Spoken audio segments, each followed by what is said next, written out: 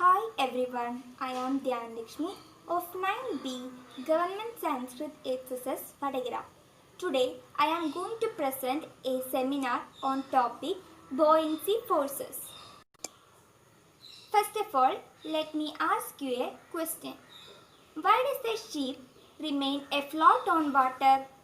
Is it due to the same reason as a razor blade also remain in water? But then, why is it not possible for every substance to float on water? Have you ever had such a doubt? Let's check it through an experiment. Materials required: a bucket of water, a plastic bottle tightly closed. Let's go through the experiment. Take water in a bucket and place tightly closed empty plastic bottle on it. What do you observe? It floats. Using your hand, try to immerse the plastic bottle into the bottom of the bucket. Don't you have exert a force now? Why is it so? I feel an upward force from the water. It is because the water exerts an upward force. Take off your hand from the bottle after it has been immersed into the water. What do you observe? It again floats. Why does it rise to the surface of the water? Because the water exerts an upward force. Why did bottle experience an upward force greater than its own weight? Yes, because the water exerts an upward force. Will it possible for all liquid to exert an upward force? Let's consider another situation. When an immersed object is lifted up within water, its weight appears to be less than that in air. What is the reason? Yeah, because the water exerts an upward force from the object. You have found that a liquid exerts an upward force on the body placed in it. This is buoyancy. Buoyancy is exerted not only in liquids but also in gases. Some situation in your daily life in which you have experienced buoyancy in liquid and gases. Then in gases, a hydrogen-filled balloon rises in the air. Then she floats on the water, that is in liquid. A body situated in liquid experiences two forces. First one, the weight of body acting downwards. Second, the buoyancy acting upwards on the body. What is buoyancy? Yeah, when a body is immersed completely or partially in a liquid, the fluid exerts an upward force on the body. This is known as buoyancy. Then, why is it not possible for all substance to float on water? Yes, the object need to have a smaller density compared to the fluid. On the other hand, if the object have larger density than the fluid, like gold in water, it will not be able to displace the amount of water equal to its weight. Then it will be sink.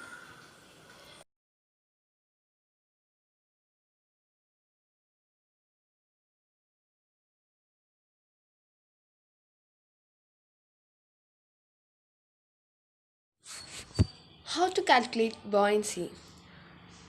Today I am introduced two methods to calculate buoyancy. Buoyancy is the force acting opposite the direction of gravity that affects all objects submerged in a fluid. When an object is placed in a fluid, the object's weight pushes down on the fluid. When an upward buoyancy force pushes upward on the object acting against gravity. In general terms, this buoyancy force can be calculated with the equation that is Fp is equal to Vs into d into g, Another one, W1 minus W2 is equal to buoyancy.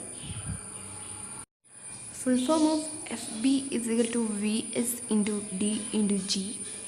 FB is the buoyancy force that is acting on the object. Vs is the submerged volume of object. D is the density of the fluid. G is the force of gravity.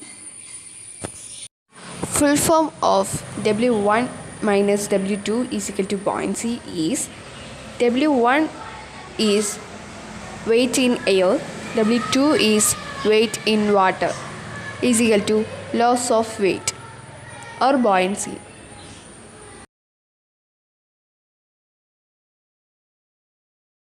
This means that in order to calculate the buoyancy experienced by a substance immersed in a fluid, it is enough to find out the loss of weight of the substances in that fluid.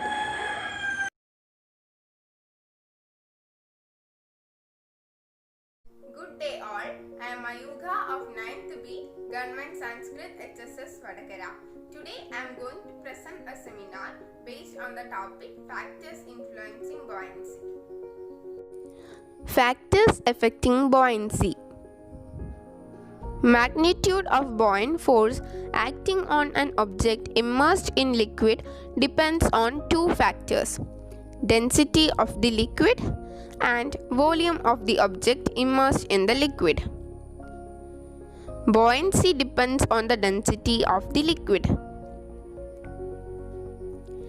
Let us do an experiment to prove this. Take 3 glasses of water. Water level in each glass should be the same.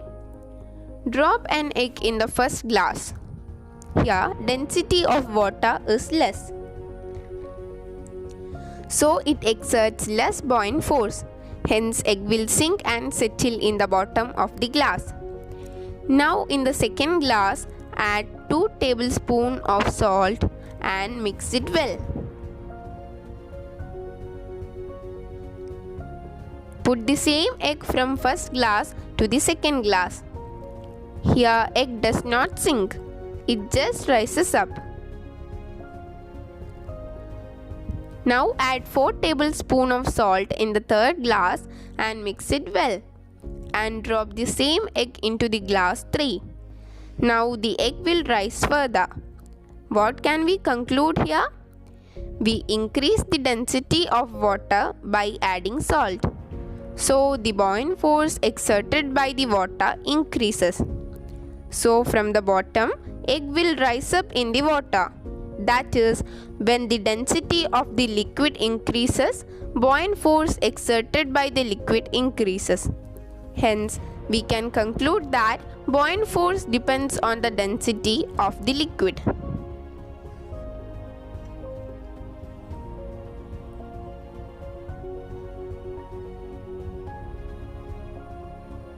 We will now see how the buoyant force depends on the volume of the object immersed in liquid.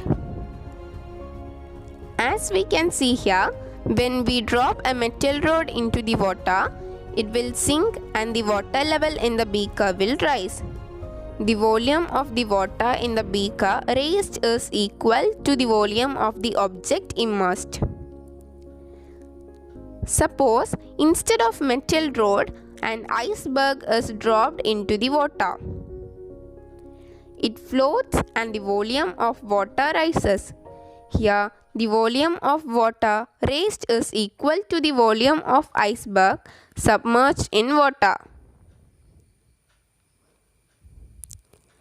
Hence, we can say that the magnitude of the buoyant force depends on the volume of the object immersed in the liquid.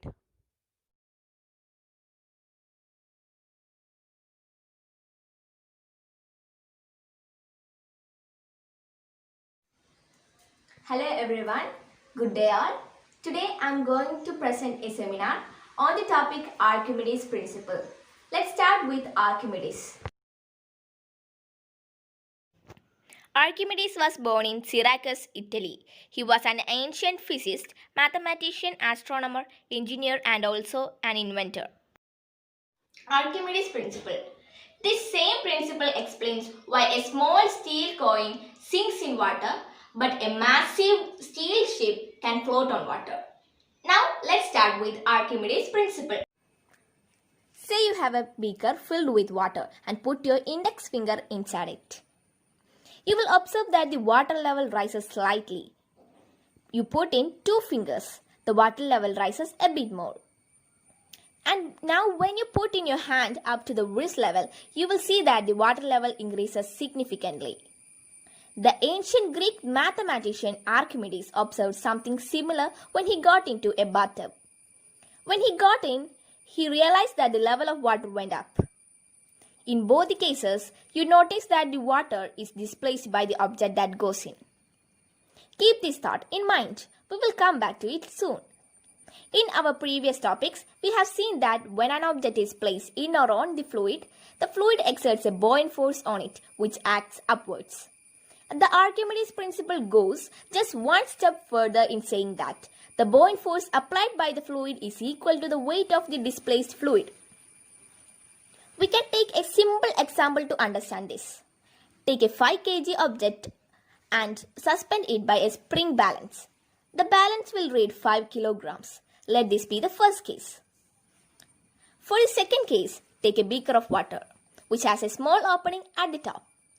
The water in the beaker is filled right up to this point where the opening is, and we have to keep a container under the opening.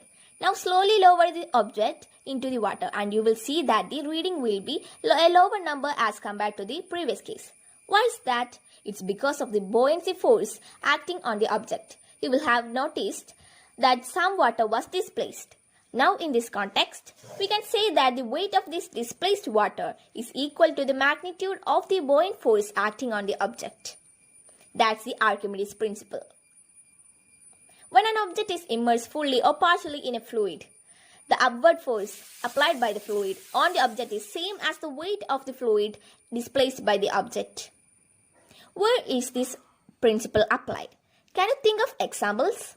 How do you think large steel ships float? It's simple. If the weight of the water displaced by the vessel below the keel is equivalent to the vessel's weight, then everything above the keel will remain afloat. That's because the water too applies an upward buoyant force on the ship, which is same as the weight of the water displaced by it. Now let's see some application based on Archimedes principle. Hydrometer. It is an instrument used to measure the relative density of liquids. Fish.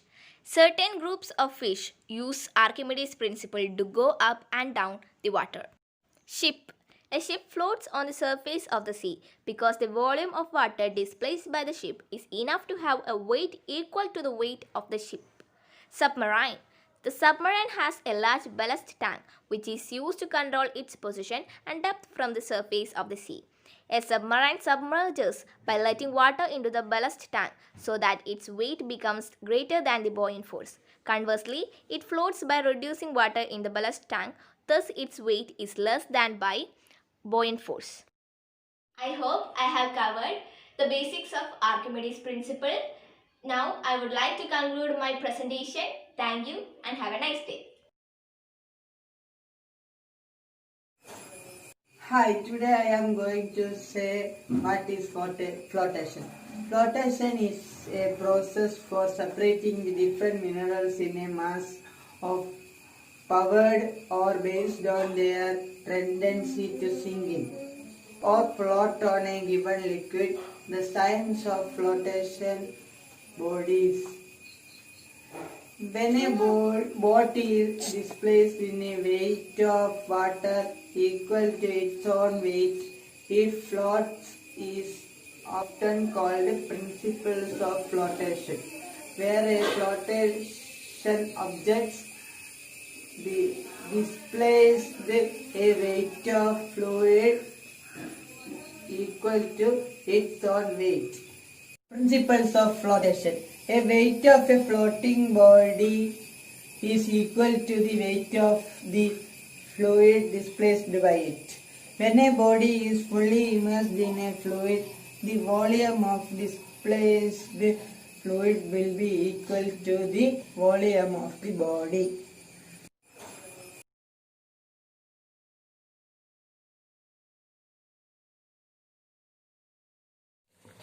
Abhinav Sithin. I am studying in 9th at Government Science Higher Secondary School, Badagara. I am here to discuss about relative density. Relative density of the substance is the ratio of density of the substance to the density of water. Relative density is equal to density of the substance divided by density of the water. And also, relative density has no unit. Now, let's watch a video about relative density.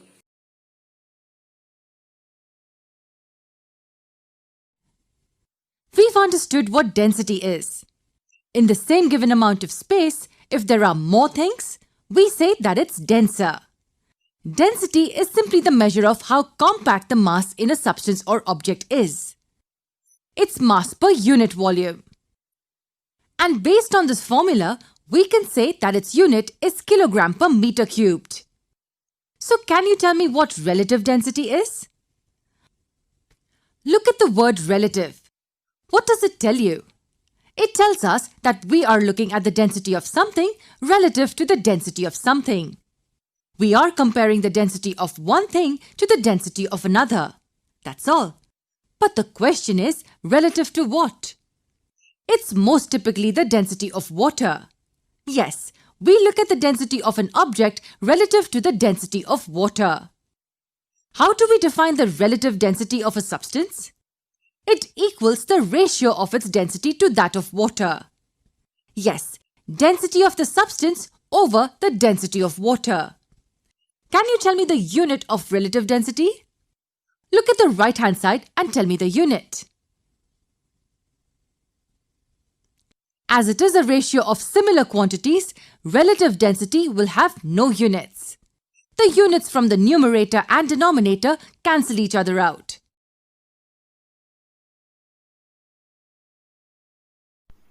Hardik of 9th B studying in Samskaram GHSS Maypel, Vadagara. Today I am going to say a few words about Pascal's law. Pascal's law.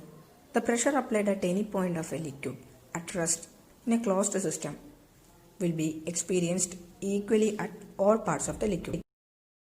Let's consider an experiment. For this experiment, we need to take a bowl filled with water and pierce a hole in it with pen in different places. If we press it hard, water will rush out of all the holes with equal force. You know that scientist Pascal said if we apply pressure at any confined fluid, it will transmit to every other points in the liquid, which means the pressure will transmit equally in all the direction. So water is coming through all the holes with same pressure. This is known as Pascal's law or Pascal's principle. We can conclude that Pascal's law, principle of transmission of fluid pressure and external pressure applied to a fluid in a closed vessel, is uniformly transmitted throughout the fluid.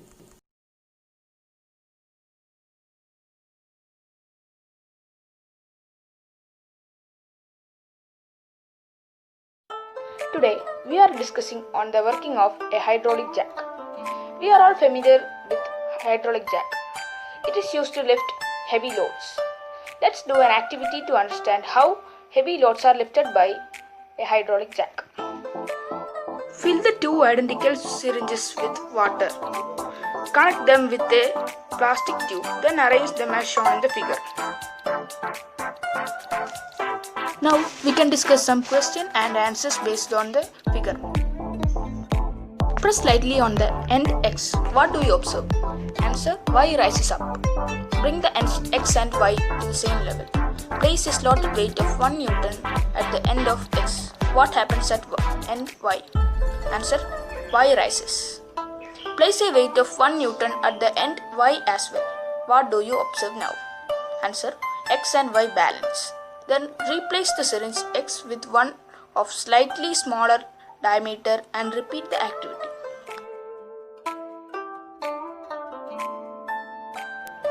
Are you able to balance with 1 Newton at Y? No. Now increase the weight at Y and find out the weight. required to bring both the ends to the same level. More weight was required at Y to attain equilibrium. Is it not due to the increased surface area of water at the end? Yes. Observe the figure. It is the figure of a hydraulic jack. Two cylinders of different area of cross-section filled with water are connected using a pipe.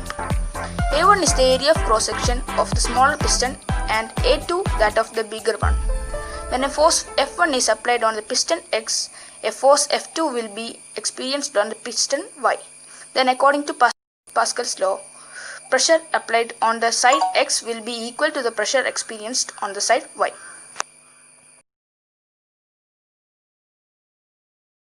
So Px is equal to Py. Since P is equal to F by A, F1 by A1 is equal to F2 by A2. F2 is equal to A2 by A1 into F1. If the area of cross section of the 100 times that of the first piston, A2 is equal to 100 A1. Therefore, A2 by A1 is equal to 100. F2 is equal to 100 F1. That means the larger piston will experience a force of 100 Newton when a force of 1 Newton is applied on the small piston. The amount of work done on the two dies of the tube is equal to. Therefore, if the section Y is to be raised by 1 cm, the section X has to be lowered by 100 cm.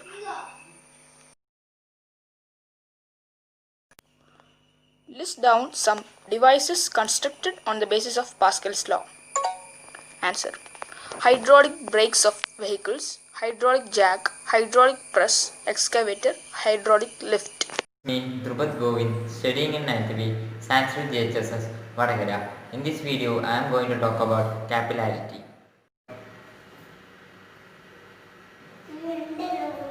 First of all, we are going to know about what is capillarity and examples of capillarity. What is capillarity?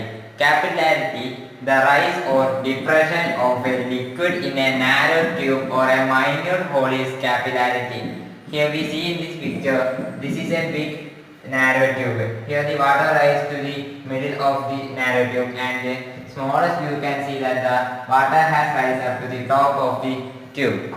That means the capillarity. Then examples of capillarity. Water moving up in the straw or glass tube against the gravity that we doing from the pool bars.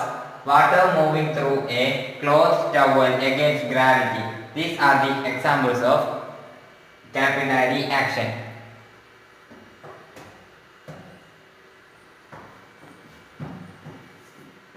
Stay home, stay safe. Thank you.